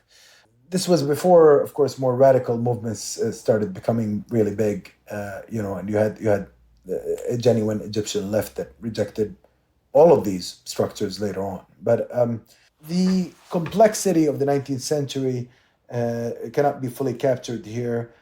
But I want to say that by the time we enter into the 20th century, the First World War changes a lot of dynamics too, because the British then have to sever the Egyptian-Ottoman relationship fully. It's a state of war, so they actually endorse a sort of independent Egypt, but under their control, of course. So they sever the Ottoman connection, but they maintain the British control over the state. And then they essentially operate through containing the ruling family, preventing it from exercising power. When they find the ruler that's not too close to them or so on, they limit their power. They were playing lots of games. And you had a very shrewd British figure there that was designing their policy, Cromer. He was really one of the most racist characters you can encounter. Really opposed to local education, really looked down upon the people, prevented the creation of universities and the development of consciousness. Very colonial type, and essentially the British politics in Egypt was about keeping the country down and ensuring the perpetuation of the interests of dominant classes there, including a very large land-owning class. Throughout the 19th century, you had a process of a concentration of land ownership. And during the British years, you had also a policy of expansion of foreign land ownership in Egypt. European interests began to really, really control many aspects of the country's wealth, and its agricultural base had large European interests. Its industrial base. People can have endless debates about what are the percentages and to what extent and whatever. But at the end of the day, what any anti-colonial movement in the country would see is that local Egyptians did not have much say over the running of their country or over its resources. The majority belonged to the peasantry, and this was one of the most highly exploited peasant populations in the Middle East, if not the world. The country, which used to grow a wide variety of crops, was increasingly focused on a single crop, which is cotton. Of course, there were other crops grown, but cotton production takes over large swaths of the countryside. The farmers are producing it for the benefit of a few wealthy people. There is an industrial class beginning to emerge, but it's also either foreign or it belongs to a small section of the local population. There is a new working class beginning to emerge, and that's probably the first large working class in any part of the Arab world in different factories. I mean, Egyptian history is the first in the region that witnesses labor strikes as early as the Muhammad Ali period, because he builds these big factories. So by the time we get to the First World War period and its aftermath, we have an expanding working class base that is growing. Now, some historians have also tracked the emergence of radical ideas like anarchism and so on, and other socialist and communist varieties amongst some of the European populations in Egypt. There was, of course, a Greek population that was very large in places like Alexandria. There is this transnational Mediterranean diaspora that you find. Sometimes Italians, Greeks bring some radical ideas. But of course, a lot of left-wing local Egyptian historians also will tell you that these movements sometimes were colonial in outlook too. So we have to be careful. They didn't, just because you were a European socialist does not mean that you were not racist. And even if there was a Greek working class population, it doesn't mean that it didn't view the native working class in a different light. So all of these things should be taken into account. But by the 1920s, we have a situation where you have definitely a regime that is under foreign control, but a country that had changed as well, because there had been a revolution there. The end of the First World War produces an atmosphere where the local nationalist demands for independence intensify, and they lead to the establishment of a delegation. That's where the Wafd party gets its name. A Wafd in Arabic is a delegation that wants to go and represent the country in the Paris peace negotiations. And frustration of the efforts of this delegation and the imprisonment of its members and the suppression of its message results in a huge revolution that unites many cross sections of Egyptian society, and it becomes like an example to other revolutionary movements across the region for many years to come. This is where the legend of Saad Zaghloul gets born. He's of course seen as the father of modern day Egyptian nationalism. It's where also feminist movement often is seen as having been born in that moment. Egyptian women were very active in the 1919 revolution, and they went and protested and wrote petitions. And we have some of these actually, if people want to look at them, they can even Google them. Some of them I know have been circulating around the internet. There was a revival in 1919 documents, in the circulation of 1919 documents around the time of the Arab Spring, because that was seen as recapturing some of that spirit of broad mass mobilization, people in the street in their millions and thousands, and huge amounts of people being involved. That enormous energy was felt. Now, how the British responded to it? Give the country some symbolic gestures of independence, but actually keep your control. That becomes like a constant push and pull between them and the West, which becomes a representative of that independence trend in a way. And it becomes like an ongoing drama, even though it's a place that has elections under them. There's a liberal veneer, a facade of liberalism that you see there. Some space for freedom of press, elections, political parties, and so on. But there's enormous colonial control at the same time. And the palace is seen as complicit in this colonial control. As basically the colonial proxy. Essentially, even though, of course, it's also a party to the gains, and we know that it had its own projects and maneuvers and so on. It was a very complex set of political maneuvers going on. The same is probably true for every client regime, though, in a sense. Absolutely, absolutely. And this is why, for radical historians, we get frustrated when some of these now, conservative voices come and use agency arguments around these types of regimes. I find it laughable. I've even critiqued it in an article in the American Historical Review, because look, they come and tell you, well, the local rulers had agency and we should celebrate their agency. I'm like, what are you talking about? Yes, I mean, everybody has agency, but they're also part of an imperial structure, and it's there for domination purposes. And they're also furthering nascent capitalist interests at the expense of the working classes. They're also oppressing the peasantry. They're also suppressing radical movements. They're also preventing the people from rising up against colonialism. And nowadays, you even have a more ridiculous local trend of historical scholarship that romanticizes the royalist era in places like Egypt, but also in Iraq and elsewhere. And they use arguments like, well, the architecture was really nice. Look at it. Cairo looked like Paris. Major sections of Cairo had these, beautiful 19th century style buildings. They'll quote cosmopolitanism. They'll talk about, well, by the time we get to Nasser nationalization, which of course we're going to talk about later on, Daniel, but they'll tell you, well, the foreign populations left. So look at Alexandria. It used to be a site of Greek poets and Italian writers, and Cavafy used to live there and was born, produced his great works there and all of these amazing. And I'm like, yeah, it's a diverse place with European figures. But let's not forget, under Nasser, it's a different set of cosmopolitanism emerges.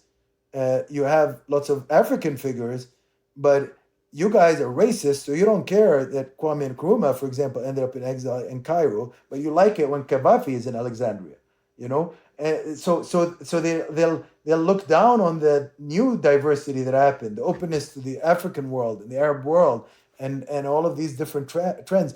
The fact that Malcolm X was visiting Cairo for them is less important than some Italian merchant being there owning big, you know what I mean? There's this whole... And also don't put all the blame on Arabs for undermining that first kind of form of cosmopolitan diversity either. We know very well, for example, from, as I discussed with Osama Magdisi, the key role played by Zionism, for example, in destroying the world of the Arab Jew, which was a significant part of Cairene history.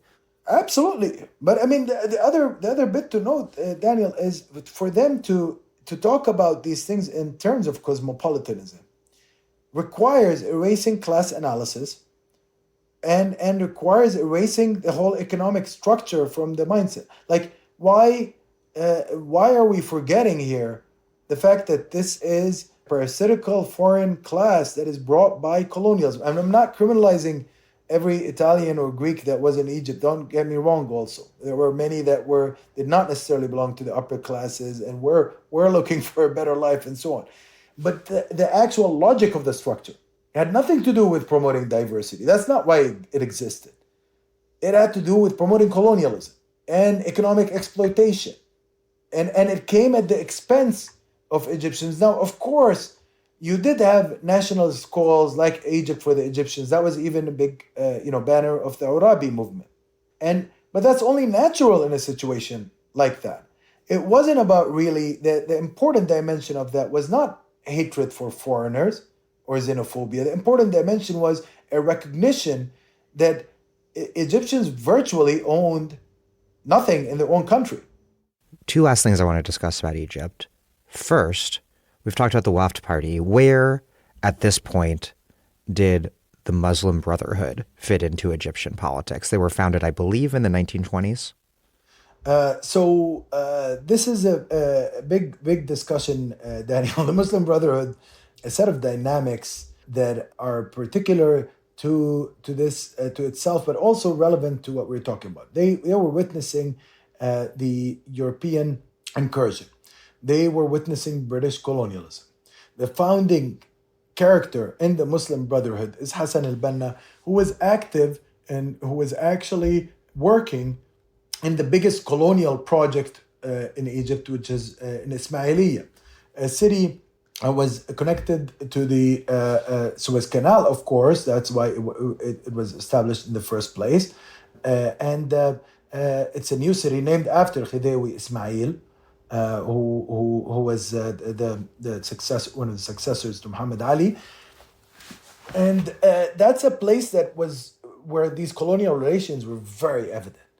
He was somebody who had been traditionally trained.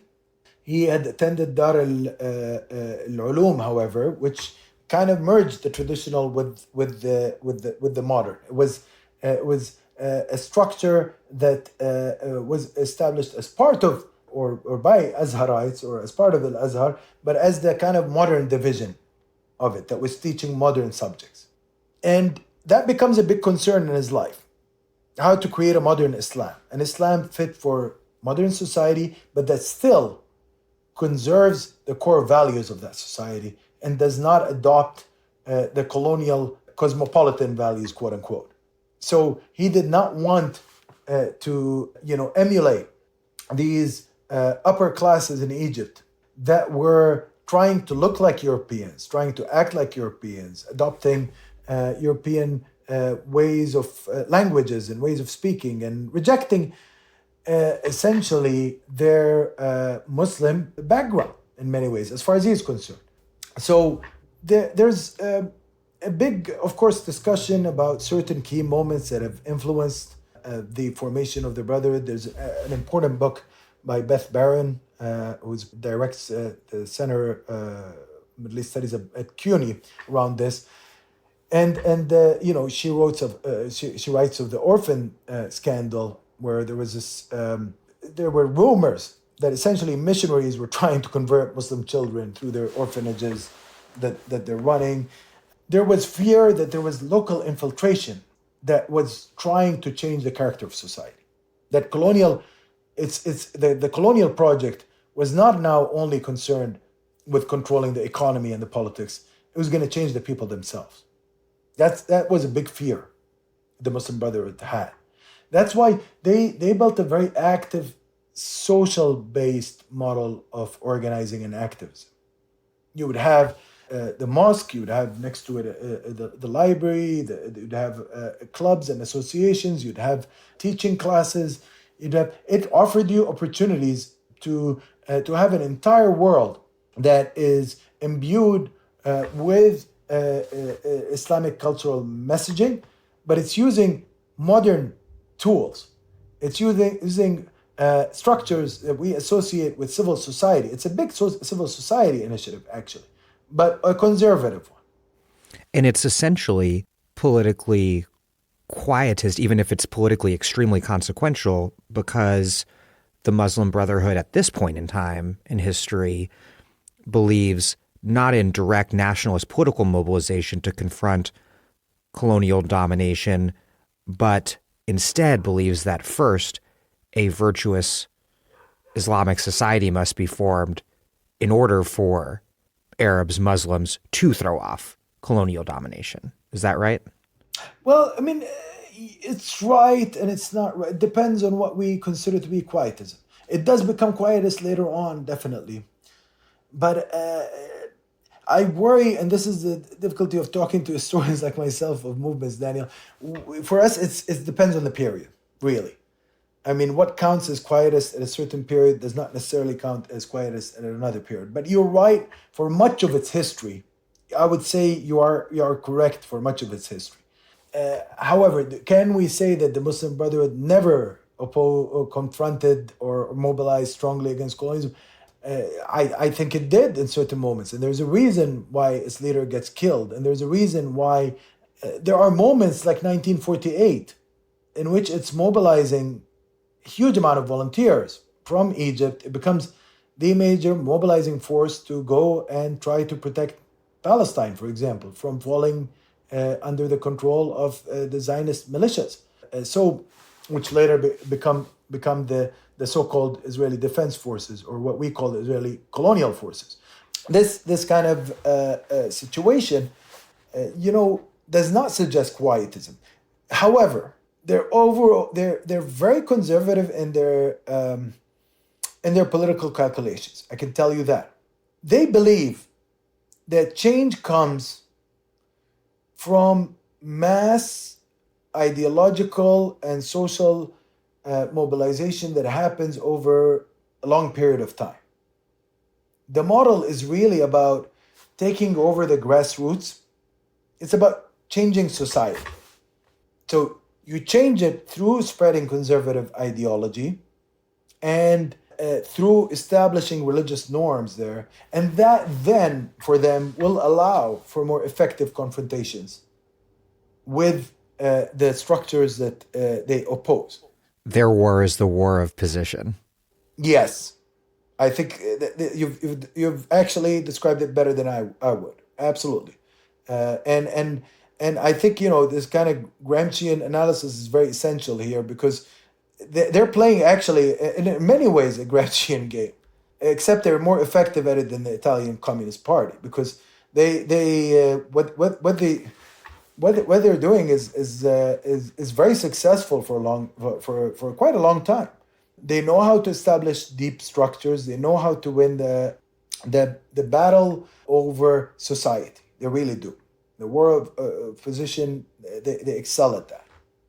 Where does Sudan fit into all of this? Because Egypt conquers Sudan in 1820, I believe, and then when the British conquer Egypt, they're also conquering Sudan. And up until Nasser's revolution, which we'll get to in our next conversation, up until then, the Egyptian monarchy insisted on Egyptian-Sudanese union. Two things.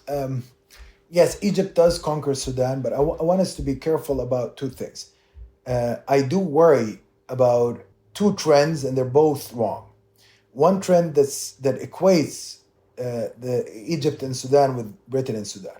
They're two different things. To begin with, Egypt and Sudan has to do with Muhammad Ali in Sudan, and later on his descendants in Sudan. So it's about the ruling family in Sudan, not necessarily Egypt and Sudan. But there's a class of Egyptian administrators that accompanies that. Okay, and in many cases, they're European trained, or they're connected to the British colonial power. So there is this intermarriage between the dominant colonial order and this colony that nevertheless is nominally an independent structure, and that's controlling another colony. It's a weird order, and it's not quite sub-imperialism, which is a term that people used to use, of course, for these imperial clients managing affairs on behalf of the patron empire. It's something else. It's a very strange. Of course, the British called it condominium, but it has. I think we need better terminology here. You don't want to equate British power with Egyptian power in Sudan, because the Egyptians are Muslims. The Egyptians speak Arabic, so do the Sudanese. There is more in common. It's not a European power. However, that does not mean that it's not oppressive. Non-European powers can be oppressive too. Okay, and they were in this case. They can also be racist. And they were in this case. Sudanese are many Sudanese, not all, of course, but many are Black Africans. The majority, even the ones that identify as Arabs and are Arabs, because Arabness has nothing to do with race. Of course, it's not a racial category. Nothing is. I mean, all race, we're all racial. You know what I mean? Like all race is constructed.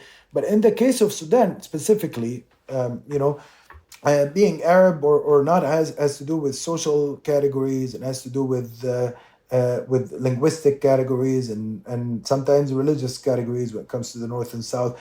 It's a complex discussion. That's why when people talk of Darfur and they speak of Arab versus African, it's a ridiculous discussion. Okay, it has elements of truth in it, but sometimes they obscure things. Like what's an Arab tribe, a Bedouin tribe is called an Arab tribe.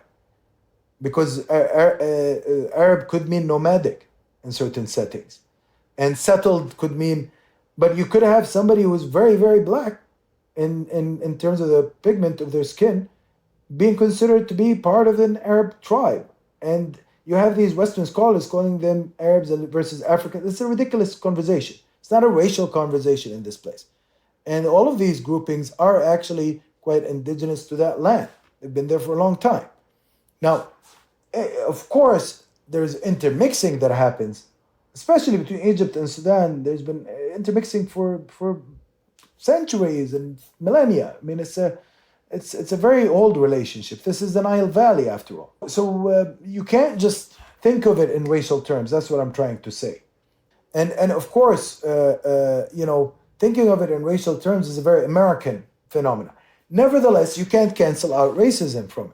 And that's why people who write about this in more nuanced ways, people like Eve Trout Powell and others, there is a literature that actually does try to account for this relationship in a serious way. It has to be read. So we cannot go also down some of the claims of the some Egyptian nationalists, not all of them, that don't acknowledge that there was racism and there was colonial dynamic and there was even relationship that depended on enslavement in the time of Muhammad Ali and so on. There was an enslavement project. He wanted to create a slave army, Muhammad Ali. And by the way, interestingly, for people that don't think about this also, the patterns of domination extended within Egypt itself. Just because this is a dynasty that ruled the country does not mean that it dealt with its people gently. Yeah, that there's some sort of equal democratic citizenship in the metropole or something. Yeah, which is the myth that sometimes bourgeois nationalism tries to propagate. They try to erase the fact that this is very much about class as well. The Egyptian peasantry was treated like crap, really. It was a situation that was horrific.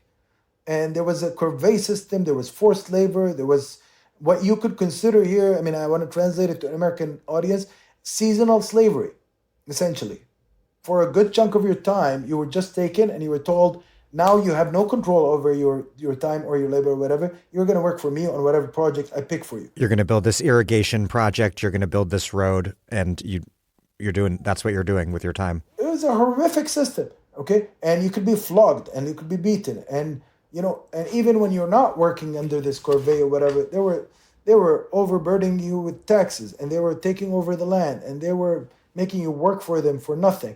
And it was a horrific system of control. And this is not to even mention conscription to the army, which is awful.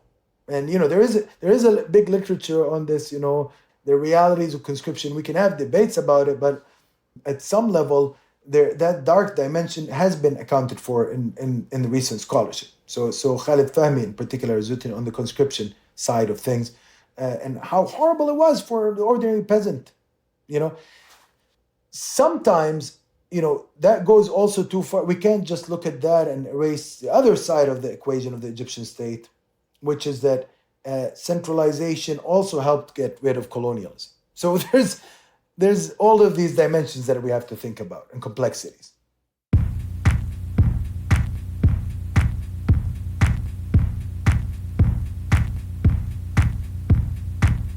This was the third episode of Thawara, the Dig's new series on 20th century Arab politics with Abdel Razak Takriti, who teaches history at Rice University.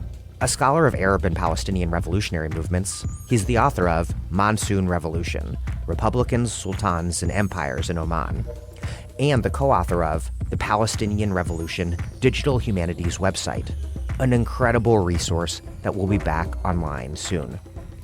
Thank you for listening to The Dig from Jacobin Magazine. As Marx once said, after noting that revolutions are the locomotives of history, while other podcasts similarly interpreted the world in various ways, our point is to change it. We're posting new episodes every week. The Dig was produced by Alex Lewis. Our associate producer is Jackson Roach. Music by Jeffrey Brodsky. Our communications coordinator is Sylvia Atwood. Our senior advisors are Theorio Francos and Ben Mabey. Check out our vast archives and newsletters at thedigradio.com. Follow us on Twitter and also now Instagram at thedigradio. And please do find us wherever you get podcasts and subscribe to this podcast. Also, if you do that, please also rate and review us. Those reviews help introduce us to new listeners. But what really does that is you telling people you know to check out this pod. Please make propaganda for us. And please do find us at patreon.com/thedig and make a monthly or annual contribution to keep this operation up and running strong. Even a few bucks is huge.